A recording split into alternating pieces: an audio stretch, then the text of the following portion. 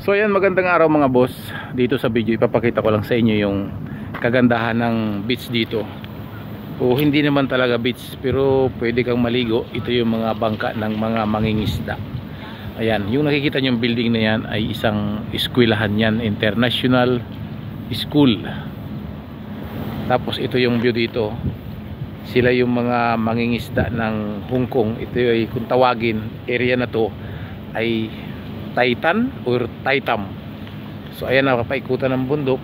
Napakaganda ng view. So nandito tayo ngayon sa hindi natin ini-expect na makarating tayo dito sa area na to. So may pinuntahan lang tayo at may dala tayong maliit na sasakyan o 4 wheels.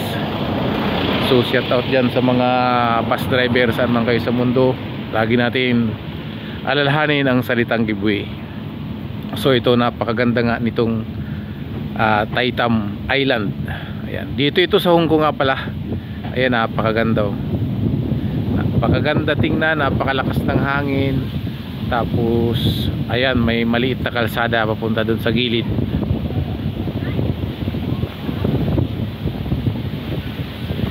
So dito nagdadaong yung mga maliliit na mangingisda.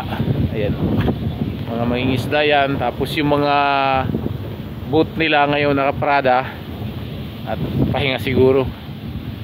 Hindi sila nangingisda ngayon. So mangingisda yata ito gabi, hindi ko lang sure. Pag tiningnan mo hanggang doon sa dulong-dulo na yun, mayroong isang nakaparadang mga magagandang yate ayun sa dulo.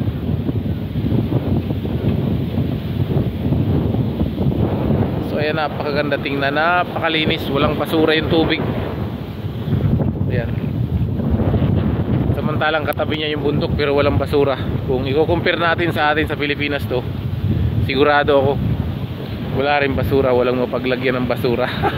Hindi, joke lang. So ayan, napakaganda, napakalakas ng hangin, sobrang ganda. Hindi natin akalain na makarating tayo dito sa lugar na to ngayon. So salamat sa Lord, nakarating tayo ng ligtas. Medyo malayo ito sa city ng Hong Kong. So may pinuntahan tayo dito, dyan nga sa International School.